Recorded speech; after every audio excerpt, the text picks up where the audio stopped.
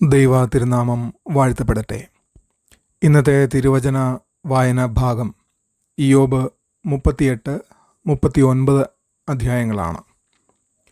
ഇയ്യോബ് 38-ാമത്തെ അധ്യായത്തിൽ ഇയ്യോബിൻ്റെ ജീവിതത്തിൽ അവസാനമായി ദൈവത്തിൻ്റെ ഇടപെടൽ ആരംഭിക്കുന്ന അധ്യായമാണിത്. ദൈവം ചുഴലിക്കാറ്റിൽ നിന്ന് ഇയ്യോബിനോട് സംസാരിക്കുന്നു. അവൻ വിശദീകരണങ്ങൾ നൽകാതെ ചോദ്യങ്ങൾ ചോദിക്കുന്നു. ദൈവം ഇയ്യോബിനോട് ചോദിക്കുന്നു, ഭൂമിയുടെ അടിസ്ഥാനം ഇട്ടപ്പോൾ നീ എവിടെയായിരുന്നുവെന്ന്. പ്രകൃതിയിലെ പല കാര്യങ്ങളും ദൈവത്തിൻ്റെ നിയന്ത്രണത്തിലാണ് എന്ന് കാണിക്കുന്നു. ഇയ്യോബിൻ്റെ അറിവിൻ്റെ പരിധി വ്യക്തമാക്കുന്നു. ദൈവത്തിൻ്റെ മഹത്വവും പരമാധികാരവും ഈ അധ്യായം നമ്മെ പഠിപ്പിക്കുന്നു. മനുഷ്യബുദ്ധി പരിമിതമാണ്. ദൈവത്തെ മനസ്സിലാക്കുന്നതല്ല, മറിച്ച് വിശ്വസിക്കുന്നതാണ് പ്രധാനപ്പെട്ടത്. ദൈവം തൻ്റെ സ്വഭാവം വെളിപ്പെടുത്തുന്നു. ജീവിതത്തിൽ എല്ലാ ചോദ്യങ്ങൾക്കും ഉത്തരമുണ്ടാകണമെന്നില്ല. ദൈവത്തിൽ വിശ്വാസം വേണം.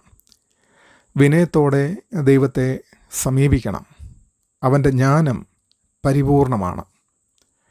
39-ാമത്തെ അധ്യായത്തിലേക്ക് നാം കടന്നു വരുമ്പോൾ യഹോവയായ ദൈവം ഇയ്യോബിനോട് തുടർന്ന് സംസാരിക്കുകയാണ്.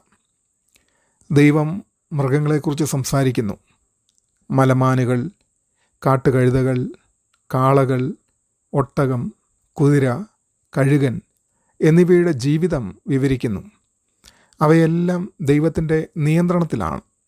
മനുഷ്യന് അവയെ നിയന്ത്രിക്കാൻ കഴിയുകയില്ല.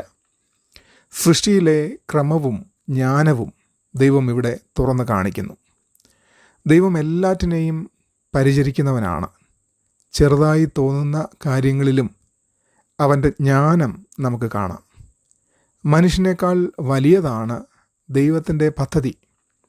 പരിപൂർണമായി ദൈവത്തിൽ ആശ്രയിക്കണം എന്ന് ഇത് നമ്മെ പഠിപ്പിക്കുന്നു. എല്ലാം നിയന്ത്രിക്കാൻ ശ്രമിക്കേണ്ടതില്ല.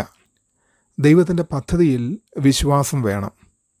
പ്രകൃതിയെ കാണുമ്പോൾ ദൈവത്തിൻ്റെ മഹത്വം നമുക്ക് മനസ്സിലാക്കാം. ദൈവത്തിൽ ആശ്രയിക്കുന്ന ജീവിതം നമുക്ക് നയിക്കുവാൻ സാധിക്കണം. ചിന്തിക്കുവാൻ 2 ചോദ്യങ്ങൾ. ദൈവത്തിൻ്റെ മാർഗങ്ങൾ മനസ്സിലാക്കാത്തപ്പോൾ പോലും ഞാൻ ദൈവത്തിൽ വിശ്വസിക്കുന്നുണ്ടോ? എൻ്റെ പരിധികൾ തിരിച്ചറിഞ്ഞ് ദൈവത്തിൽ ആശ്രയിക്കുന്നുണ്ടോ? ദൈവം നമ്മെ അനുഗ്രഹിക്കട്ടെ. ആമേൻ.